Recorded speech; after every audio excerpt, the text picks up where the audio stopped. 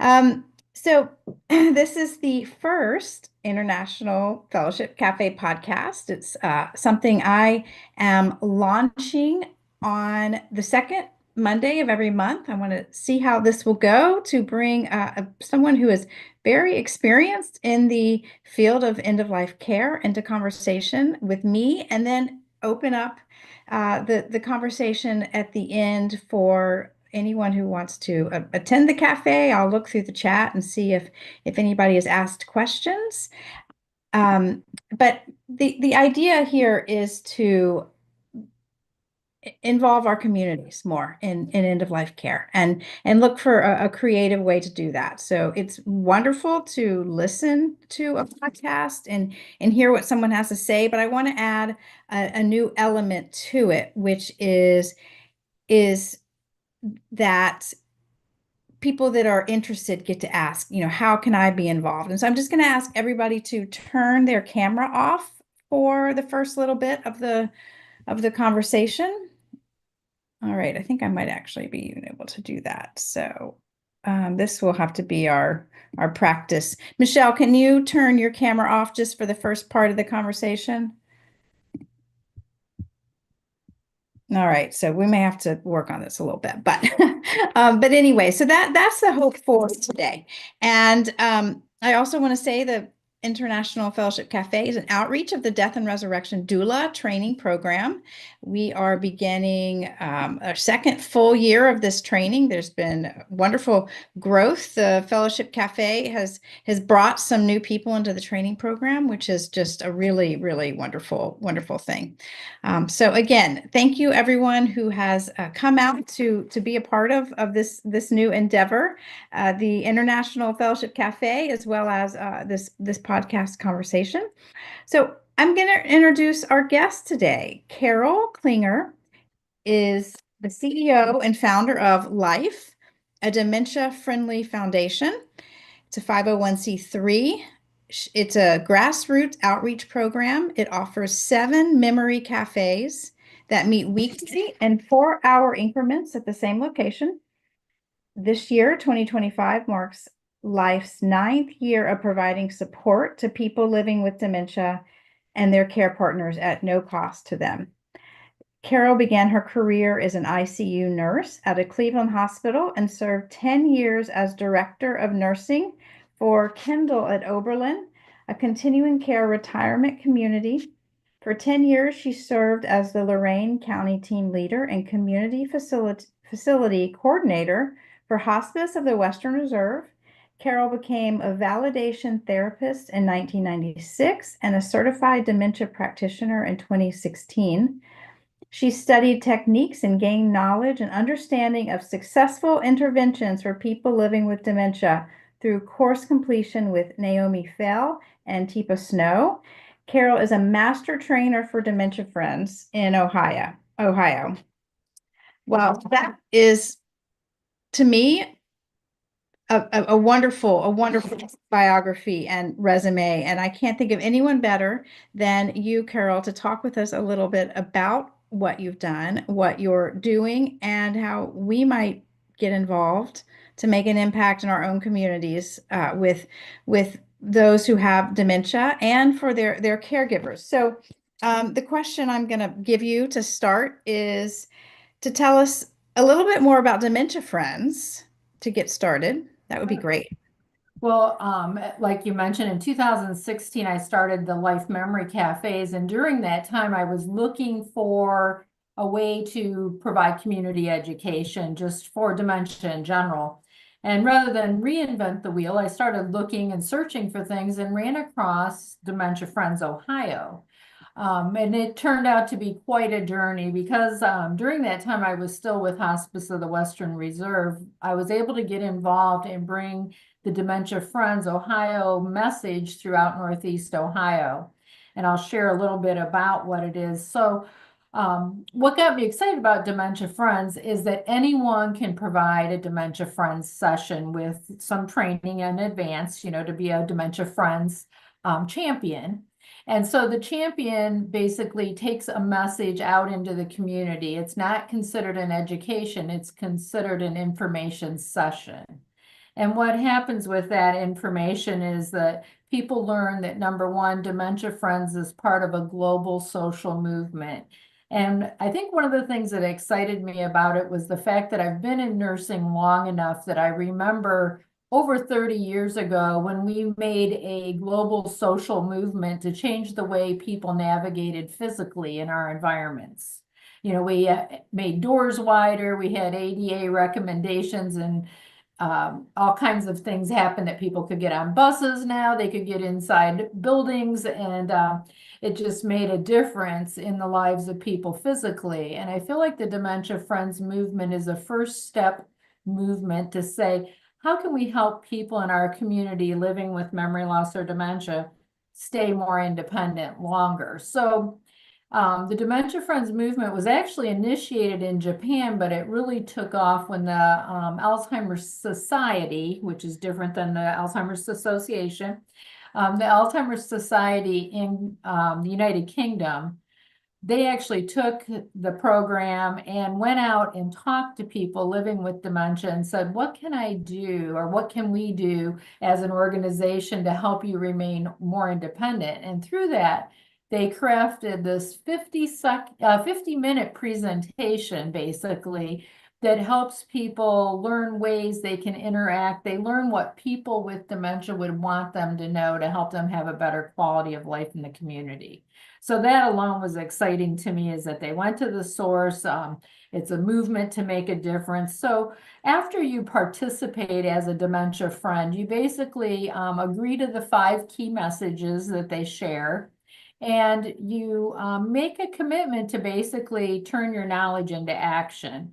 And it's just on your word of honor, you agree to do something different for somebody with dementia. And it can be as big or as little as you want. They actually ask you to choose 2 or 3 things. So you might choose, you know, I'm gonna start visiting my aunt once a month in the nursing home that has dementia. I didn't know it really mattered, even though she doesn't remember I was there. Or I'm gonna I'm going to initiate a fundraiser for the Life Memory Cafés, whatever it is. It could be as big or as little of an endeavor, but you agree to do something different. And by making that agreement, you actually start making changes for people living with dementia in the community. So it's exciting to me. I think it's really somewhat of a simple format, but yet it's powerful and it's interactive. So the way the message is delivered is either in person, and it's an interactive program where like when I present, I ask people to read sections and I make comments about stuff, but everybody stays engaged. Or you can do a virtual presentation. You can present for anybody, anywhere, or a PowerPoint type presentation. And then there's all kinds of things that have come about or evolved from this program, where they can be specific, like to first responders, for example, or to churches. There's all different ways that you can put it into context for individuals. I do a lot of education for Lake Trans bus drivers. So they work with a lot of people living with dementia, and they have certain regulations and things they need to do. So they need to know how to make a good positive connection right away. So it can go anywhere. The program is very portable, basically. So I became the master trainer, which I need to update my bio. They changed it now to, we're now called coaches. And so now I'm a coach for the program. In the state of Ohio, the Ohio Council for Cognitive Health has the only licensure for the Dementia Friends movement. And the reason is they award 1 license per state so that the integrity of the program remains the same. So it's really amazing to me. In 2017, when I started this initiative, it had just really pretty much came to Ohio at that time. And so we were able to really make a big impact in Northeast Ohio with the program. And now it's really traveled all over the state of Ohio with more coaches involved and et cetera. But the coach then will provide training to champions, they call them. And the champions are the ones that take the message out into the community. And like I said, you don't have to have any special education, as far as you don't have to be a nurse or a teacher or anything like that. Anybody can take this message because you're just sharing information. and you take it out in the community, you share the information. This is what people with dementia want us to know to help them have a better quality of life out there in the community and even in long-term care or any other environment. You learn how to quickly interact and connect with people and things to consider when you're working with somebody with dementia. You learn different tips and thoughts. But like just number one thing is, what is dementia? You know, I have people that come to the Memory Cafe that tell me my husband has dementia, but it's not Alzheimer's yet. They look at it as something different. And I always tell people dementia should never be your diagnosis. Dementia is the syndrome, it's the signs and symptoms we see that lead us to that diagnosis, along with other testing and things, but it could be Alzheimer's, it could be a vascular dementia, Lewy bodies dementia, frontal temporal lobe, head trauma induced. There's all types of reasons why someone might have dementia, but a lot of people really don't know, and we do tend to use the word Alzheimer's as like the catch-all phrase instead of dementia, but dementia is really that catch-all. You know, dementia is like the word cancer. If you had cancer, what kind of cancer would you have, you know? So I like to start with that. People right off, you know, struggle with what is dementia. Well, I think, and I have to say I'm included, that is something we commonly say because we don't fully understand. And one thing that's going to make our difference in our communities is we begin to understand a little bit more. And so I think, you know, if someone feels called to this, maybe they're an end of life doula, or maybe they don't want to be trained to be an end of life doula, but they do want to do something along these lines. They could do a Dementia Friends training. Is that right? And Yeah. what does it look like? What would someone have to do to get involved? They need to do it inside their state. How does it work? There is potential opportunity to go. So for example, with Dementia Friends Ohio, we actually were involved with doing education for Michigan and Indiana. I was part of that, of getting the champions trained, basically. So we train the champions and then we hold information sessions for everyone else. So depending on how involved they want to be, if they would like to be a champion and take that out into their community, it could potentially be state by state. But if your state does not offer Dementia Friends, then you can work through like the Ohio Council for Cognitive Health, and training can be provided for your state to become a Dementia Friend ambassador. Sure. So if you just want information, is going to the Dementia Friends website the best stop, or is contacting you the best stop? I would say go to the website. You could also go to the Ohio Council for Cognitive Health website, just local, or if you put in Dementia Friends Ohio, it'll give you that connection too, or in your own state. If you're in another state, you can put Dementia Friends specific state. Minnesota was the first state that brought Dementia Friends to the United States. So there's a lot of work that has been done through Minnesota, but there's also there's tons of information out there, and people would refer each individual if they don't have it in their state. It's a huge opportunity as well if you really have a passion for dementia. Most of the states their Alzheimer's Association have taken on the ownership or the licensure for the program, but there's still some states out there that are not offering the program right now.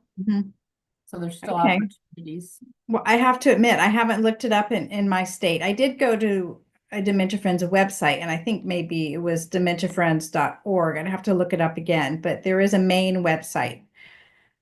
Yeah, and I could look that up too, but I think it is .org. I think it is. I'll look it up. I'll look it up before we go today and put it in the chat. Well, thank you. I personally just think as being an end of life doula, I haven't worked with a lot of dementia, but I do think having just more information, our course does provide some basics on it, but more information, in particular our churches having more information. A doula could do a wonderful thing by getting more information through dementia friends some type of information training, whatever level they want to go on, and then incorporating that into their doula work is would be absolutely fabulous.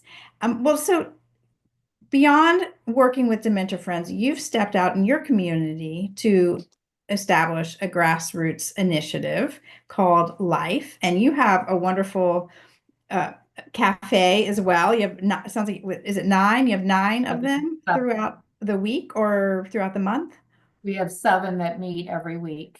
Okay. Locations. So they meet for 4-hour increments from 10 a.m. to 2 p.m. So what our memory cafes basically look like is if someone were to come for their first time, they would definitely be greeted. They would get a name tag that's one that they can wear, and they all match, and they put their own name, what they prefer to be called on their name tag.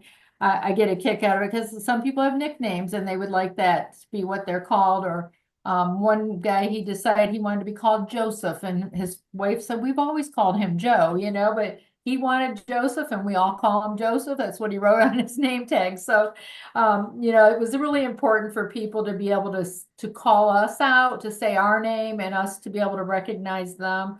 We make a point of greeting the person with dementia first. If we know they are somebody that came in that has dementia, sometimes it's hard to tell. But then we provide live music, exercise, lunch, and then an art component. And then the care partners have opportunity during exercise time to step into another room and receive education or just peer support. Sometimes we just have fun things that happen for them during that time, or it might be something a little more serious. But we have some main topics that we try to get to them twice a year. Like we talk about Medicare twice a year. We talk about elder law twice a year. There's certain topics like that, respite care. What is that? So there's certain things that we do twice a year, and then there's other things we fill in. But we usually have about 2 speakers per month. So during that whole time, they would have time together, and it's really been amazing to watch the support the caregivers build among each other because they meet every week. They really build relationships, and they check on each other, and they help each other out during the week, or sometimes they just vent to one another, but it just helps them get through that week. And then we've been able to keep it free, and this is our 9th year that we have not charged for our services. We have gotten grant funding.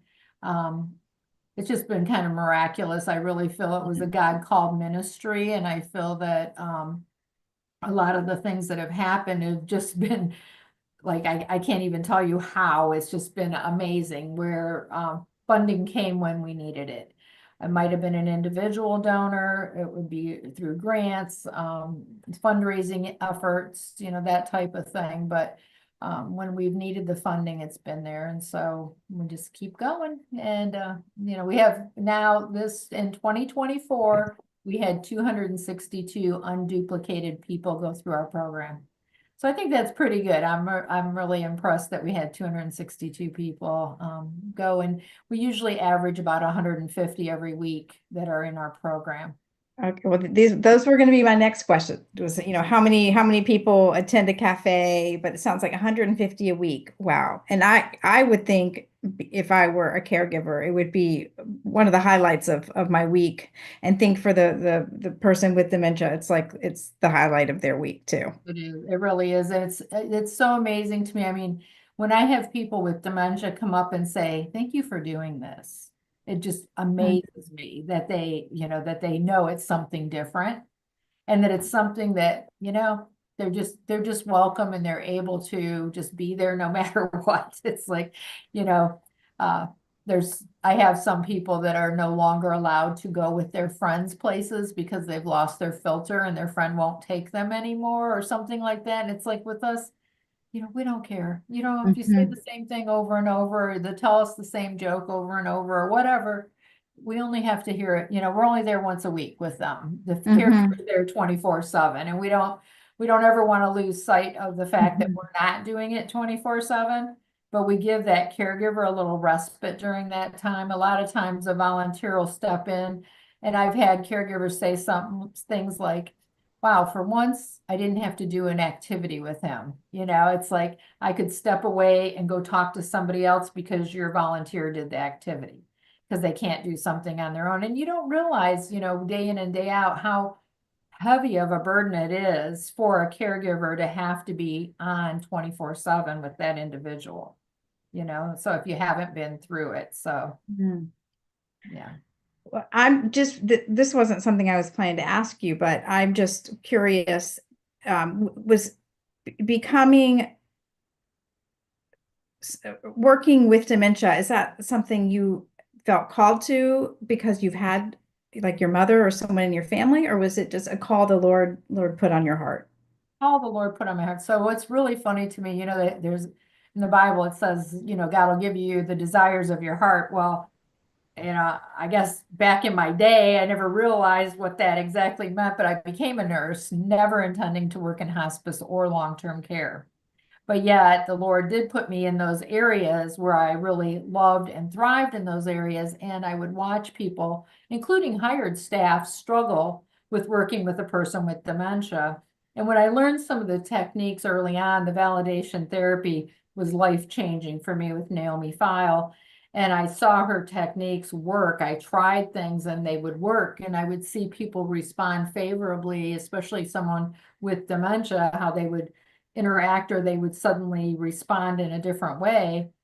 And I thought, wow, this is so powerful. So I started with my own staff working on dementia education and techniques and using Naomi File. And then later on, as you know, Teepa Snow came into the picture and I was able to go through all of her training and also take that out into with our staff in hospice, working with hospice patients.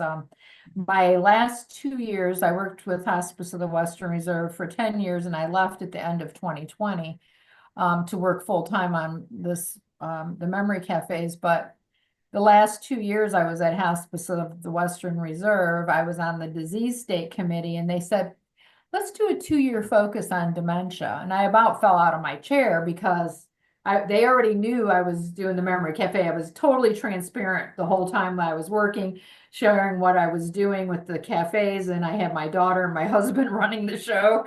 And basically, I was able to connect them with all these resources and bring the Teepa Snow education in, and it was just miraculous. So I feel like God put it on my heart, and I thought for many, many years, you know, just do it. Just, you know, the right people, you got to do this. So I started just talking about it to everybody I could think of. And it was actually a real, a home builder. He said, you need to form a board of directors.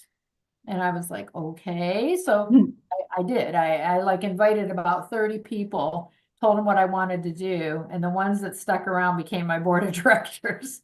And it went from there to applying to be a nonprofit. A church offered space. So all of our locations are in donated spaces for churches. I get all of my lunches donated. So I sometimes I sit and marvel that every week I get 7 lunches for up to 30 something people donated every week. It's, to me, it's miraculous. It And is, it is, I don't feel, I it don't feel is miraculous, and it is. it's fishes and loaves. It is, it really is. Well, so I'm sure there are people on this call, and as well as I just know people who will watch this and that are in the program, forming a nonprofit inside their community to work with end of life, whether that incorporates dementia care and more, returning to taking care of the body after death and burial is becoming a popular topic, and a social model hospice home where people who don't have enough care at home can go and spend their last days in a pro-life facility. These things are going to be more and more prevalent inside communities, and they take the community to support them. And so maybe as a grassroots organizer, the head of a 501(c)(3), you could just speak a minute to this provision from the Lord. That would be amazing. So as far as forming a nonprofit, you mean? Well, Or, not well, just how the Lord has been faithful, to yeah. you, because I Well, know it's that. funny you said fishes and loaves because when we first started, we only had a couple people that came. Nobody understood what we were doing. We had made it like played our own music. We would get anybody we could to play guitar, or we'd play it on, play music in general. We'd do little craft activities. And we were doing the 4 hours right at the beginning, but we were buying lunch or providing lunch, making lunch, whatever. And my daughter, I had talked her into, she was a stay-at-home mom, and I talked her into helping run the cafe. My husband went, had retired early, and he would go and help her out and stuff. And we were paying my daughter, just paying her. And I was just so sorry. I was so surprised that we never missed it. Like we never noticed that we didn't have the money there or whatever, or buying the food for people. We never noticed it. It wasn't that we were so wealthy or anything. It was just that God always provided in some other way. I think just if I could encourage anybody to do so, I would say take that step of faith. If you feel God's calling you or tugging you toward a certain destination, just step out, because there would have been no way I would have dreamt that we would be where we are Mm. today with the way that things are going in the program. And every time there's a need, he provides. So for example, as we were growing, I knew we needed to have music, live music or some other type of music. Couldn't always just be playing music or coming up with different ideas that way. So I had out loud said in like January, we need to have live music. We need to somehow have a program or something. And this woman literally walks into the Memory Cafe one day, said she had heard about it. She lived in the town, and she was a music therapist, and she was a stay-at-home mom, and she didn't really want to work all the time, but she'd like to occasionally provide some music. Well, she charged a fee, and I knew we wanted to have her. We just had to have funding. Well, another caregiver come and told me about this program called 100 Women Who Care About Lorain County, and it was a fundraising effort where we actually won and we were given $10,000 Wow. to put toward music. Oh And my in the goodness. meantime, the Ohio Council for Cognitive Health had found the Music and Memory program, and they donated another $10,000 worth of equipment to us, all Wow. at the same time, like within 3 months of saying we need to have more music or better music, live music, whatever. So within 3 months' time, we had like $20,000 worth of funding. It had nothing to do with me, nothing to do with nothing.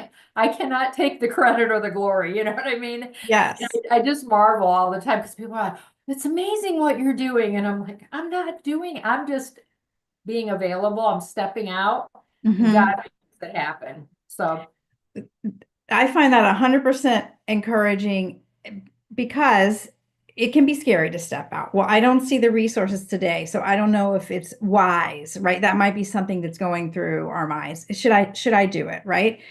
What I hear, and I know there's always stressful moments, no matter what your kind of business or enterprise you're running.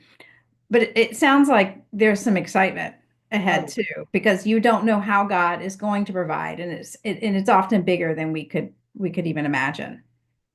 Yeah, yeah. yeah. Yeah, I mean, when we first started, like I said, we were paying for things, but we had a small group. It wasn't that much or anything that much going on, and paying my daughter and so on. And then this woman I had met years ago, she lived in Georgia. She knew what we were doing. Her sister-in-law had developed dementia and was in a memory cafe, I mean a memory support program. And she said, I wish we had something like that here that I could take her to. There's nothing to socially engage her like that and so on. And she said, but I'm going to try to help you. Some sends us $10,000. Total. I mean, I was literally shaking when I looked at it. I didn't even know. You don't know. I mean, this just happens. This stuff happens, So we've gotten several grants for $50,000 now that help the cafes. One of our churches runs a thrift store, and last year they gave us enough funding to run a memory cafe for a year. Plus, this year they just awarded us again to keep that same cafe. It's in their church, and so now Hmm.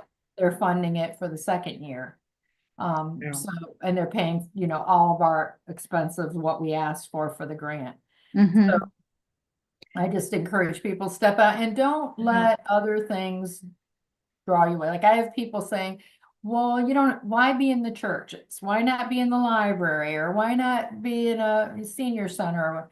Mhm. Because I feel like God wants us in the churches, you know, stick Yes. to what you think where God's leading you. We've also had potential opportunity for funding through government agencies that Mhm. would not allow us to freely, you know, we say a prayer Mhm. when we open, we do sing hymns periodically. We don't push anything on anybody. We're open to everybody, but they want you to focus on certain things. And, Mhm. you know, we've decided to not go that route. And I say, just stick to your guns, you know, do what you feel the Lord's calling you to do. Don't let other people sway that.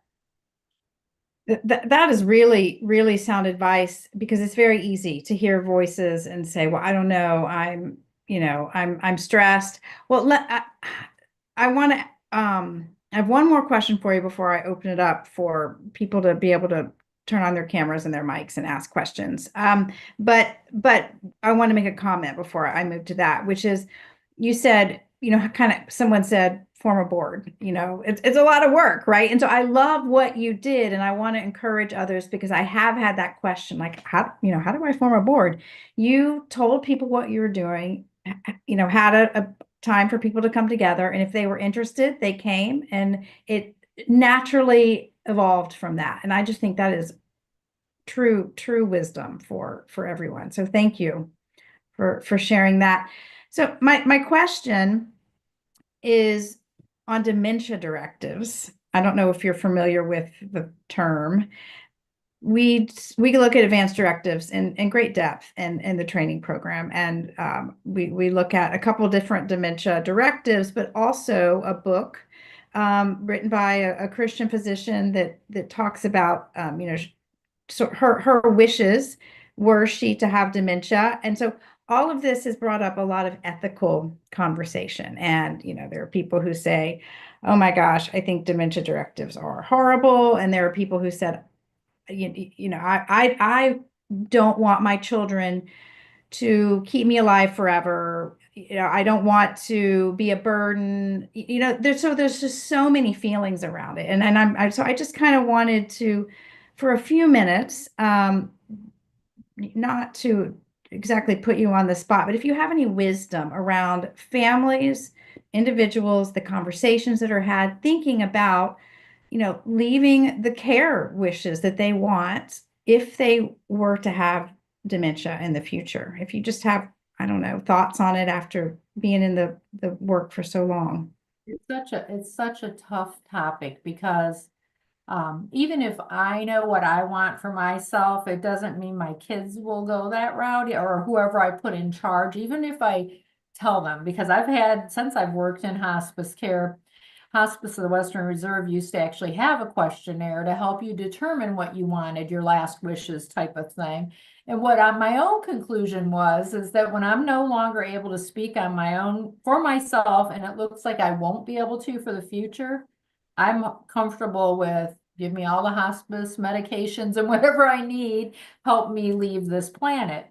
And my daughter was like, wow, I don't know, because I would really want to pray about it and really make a decision. I said, then I'll have to put your brother in charge because it's like, you Yeah. want the right people. And she's finally agreed that she would stick with my plan of Mhm. whatever, but you just, and I think families still, even when they get the wishes, I've sat with families before and said, now I'm looking at your living will of your mother's here, and this is what she said. Do you think she didn't mean that? Mhm. Because they wanted, well, maybe we should put the tube feeding in, or maybe we should, you Right. know.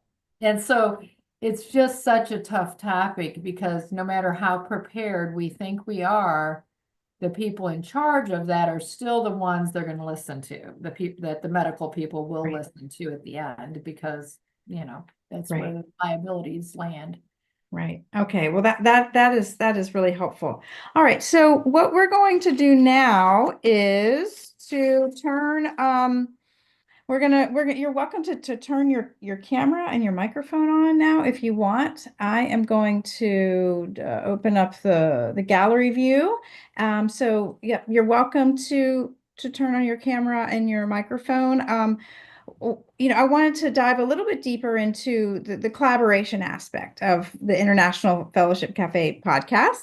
And many of you are familiar with the name Convene Communities. It's where I host the training program, as well as a larger community with more opportunities than just entering into the training program. But you can also join the Fellowship Cafe, which is a group. And one thing I really hope to see in the future is churches forming groups, and that churches will have an end-of-life doula in that group. It could be used for, a dementia friend organization as well. But Convene is a hub where real life, real people, and real experiences come together. It's an online platform, a new idea in social connection, and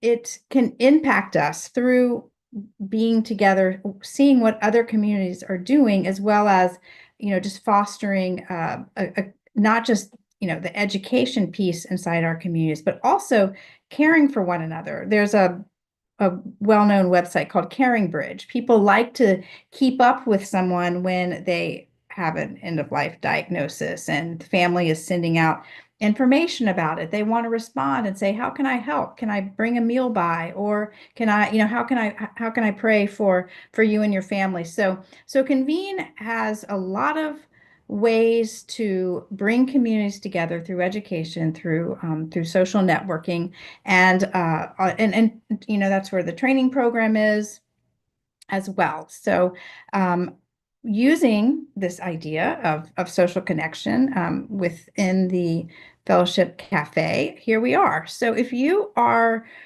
wanting to ask Carole some questions, I want to open the time for that. And I will go check the chat through the live stream. And I do see there are some questions in the chat. And Michelle, you asked a couple of them that you jumped off for a minute. I think you came back on. So definitely ask Carole to clarify on those two a little bit.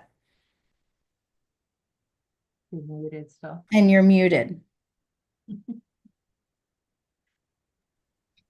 Okay, thank you, Carole. I noticed that there's a Dallas chapter. Do they have training in person? They should, yes. Okay, because If there is, I would contact them and just see if they have that. So you're thinking of becoming a champion then? So you would take it out, or you mean for the session education? well, I was just gonna see what kind of training was available. But also sharing it with a support group at my church for people living with dementia, their loved ones. They don't have, our church doesn't have it, but I know there's something like what you described as life in Dallas somewhere. It's close by. I know they have something like that. Maybe a couple of places. The other question Did you was, say oh, too, how does it work? there is a I'm national, sorry. I was just going to mention there is a national Memory Cafe listing. If you're looking for memory cafes themselves, they're not all the same. But when you say how does it work, do you mean the Memory Cafe, or do you mean how does it work the Dementia Friends? What's the difference? Dementia, I noticed it was Dallas Dementia Friendly, not Dementia Friends, but it looked like it's the same thing. Yeah, it probably is. So there is a dementia friendly movement, which is this, it's part of the same. The difference is Dementia Friends is an individual focus of getting individuals to make a difference, where Dementia Friendly is to get the communities to make a difference. So for example, first responders might agree to have everyone trained as a dementia friend, and then now as an organization, they're making a difference. So if you get so many organizations involved, you can become a dementia-friendly community.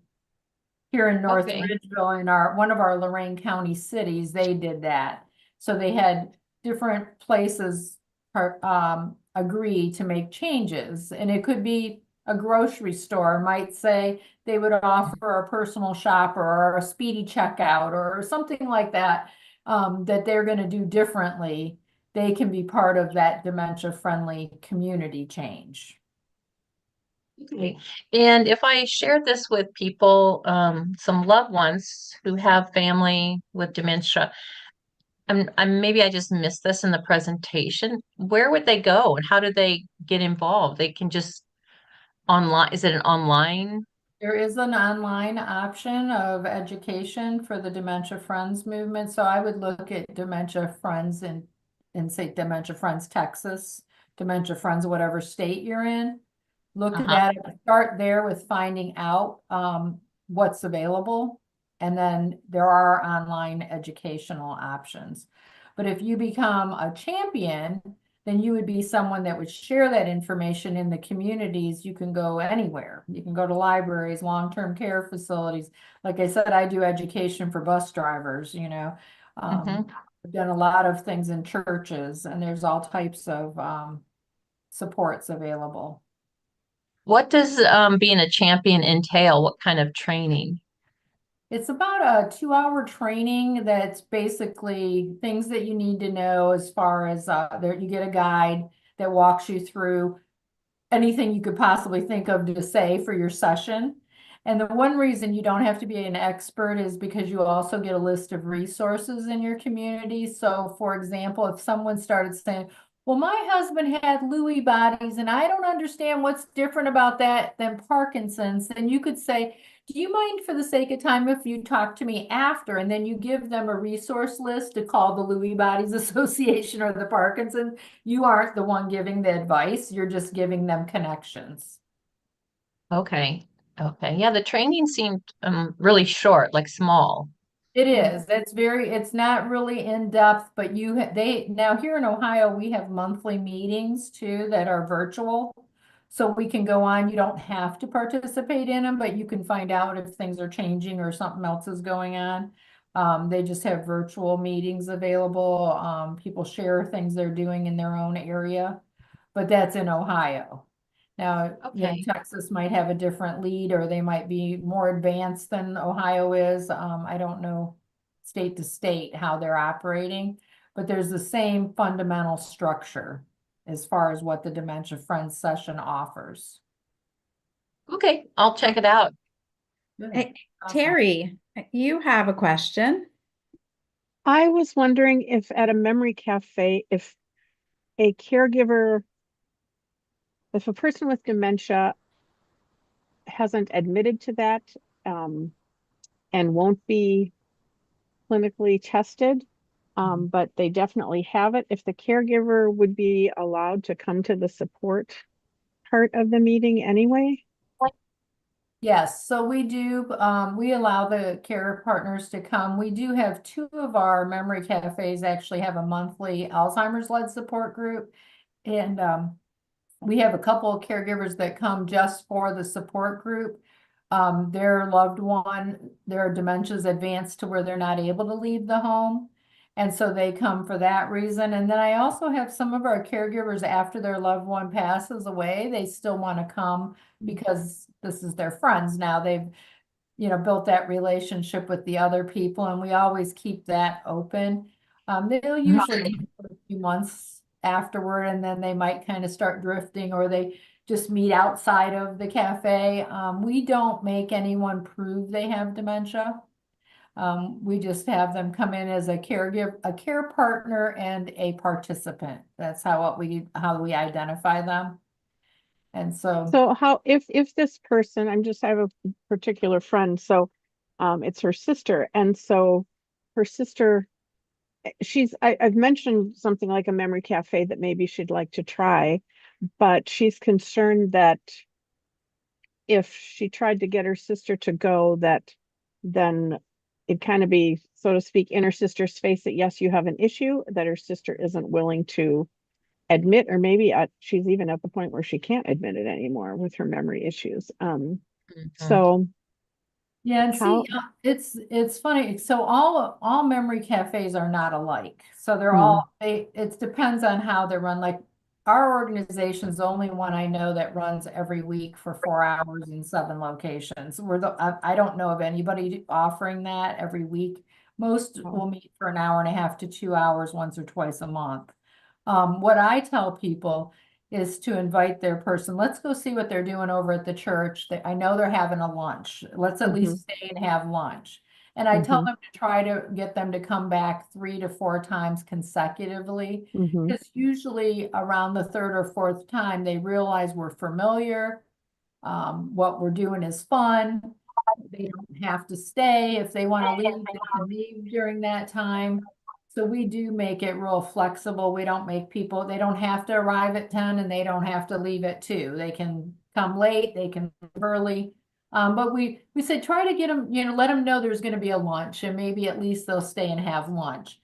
And it's amazing to me to watch people that are nervous or have anxiety or they're in their own denial or paranoid or whatever, how all of a sudden we're their friend and we're okay. And this is a good place to be. Where would you point someone to as a caregiver to go and find information as far as like just how to talk to the person with dementia that's either maybe repeating themselves or maybe things like having kind of delusions or, is there a place to go online where they could find information that you Well, point them to? my favorite is through the validation therapy, to look up validation therapy. That's what Naomi File started. She has now passed away, but there's still a validation therapy institute. And there's all kinds of tips. And, Teepa Snow is another wonderful resource of people that offer even videos. You can go on YouTube and watch free videos of how to interact and stuff. But not everyone does a great job with those videos. You can get people sometimes that you're like, I don't think that's what I would do. So I would say those two main sources, Validation Therapy Institute and Teepa Snow, would be my two main ones. Okay. But they can always call the Alzheimer's Association in their community and get resources as well. They should be Okay. able to point them in the right direction and support group. Thank you. All right, I looked at the Alzheimer's Association for training, but it was like weeks, like 13 weeks or something, really intense. Yeah. I don't know how much of that's necessary, but I guess it's to facilitate a group. Right, yeah. So I used to facilitate groups, and there is a training that you can do, like you said, that's more lengthy through the Alzheimer's Association. But just for general support, like where to, I have this behavior happening, I'm just wanting to know who I could talk to or something, interaction that I'm not sure how to handle. My mom's real paranoid right now. I don't know how to talk to her. How can I find out more? They can refer you to address specific concerns. Okay.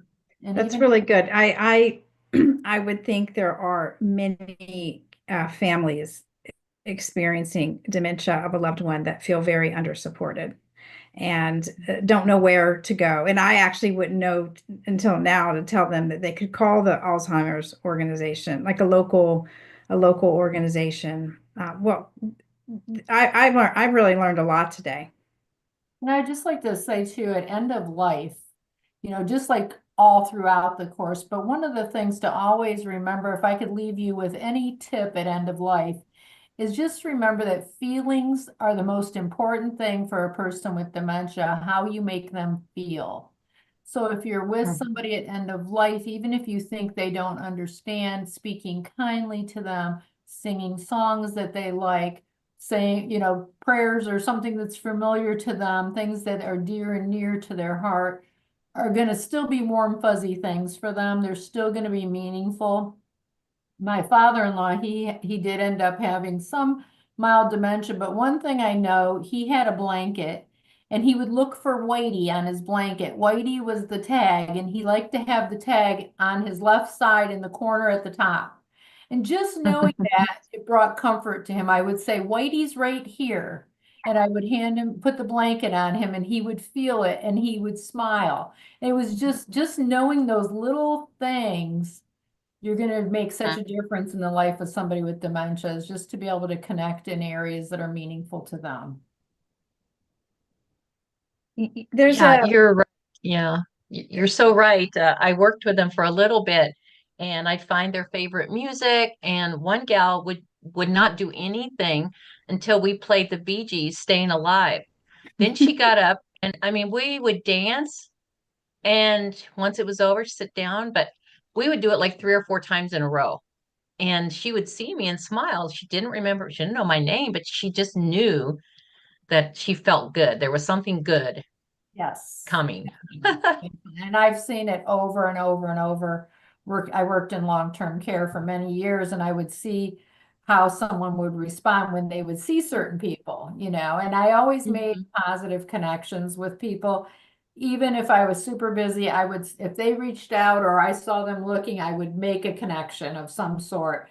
Yeah. Notice their hands are warm, notice their hands are cold, something. I would make a comment about them or to them and touch base. And then sometimes I would say, really busy, but I wanted to stop and say hi, just let them know they were important. And those little Mhm. touch bases are going to take you so far with someone with memory loss or dementia. Even if they don't remember the interaction, they remember those feelings. Right. I'm glad you said that. That's so important. Not too far from where I live in Charlottesville, Virginia. So over in Richmond, which is about an hour away, there's a facility that's doing something different, and they are, I mean, usually when we think of like a memory care facility, we think of everyone in their bed or in their wheelchair, in their recliner for the day. Maybe they get out and come have a meal, but their lives are, pretty much, it looks sort of like there's not much to enjoy there with that. And so what this facility in Richmond is doing is that they've built the facility around a more interactive lifestyle. People with dementia, regress, toward, they don't have the abilities that people that don't have dementia have, but they've made their life still resemble some of the things that you may do in life without dementia. And I just think that maybe even looking in your community for more, different options than just saying, oh, we're just going to pick this memory care facility because they take care of people who have dementia, might be a good place to start as well. I don't know if you're Mm. if you're familiar with any of those, Carol. I'd have to do a little bit more research and get the link of this place. But I think, they have people that probably they have, less severe forms of dementia, but they even have work that they do at the facility. So they really feel like they're engaging in life. I am familiar with different programs, and I know there's a lot of great things that people are doing. My ultimate dream would be that we could keep people with dementia in our communities and they wouldn't have to go into an institution or be separated from everybody they love. But I understand that sometimes, it's hard to keep people safe sometimes, and sometimes that might be the only alternative. But I just wish we could do a better job of supporting those people that want to be the good, successful caregivers at home. I just think there's so much opportunity to support families and help them care for their loved one throughout the journey. And even doing what you're doing, I mean, having the death doula type focus, it's another important part of that staying home.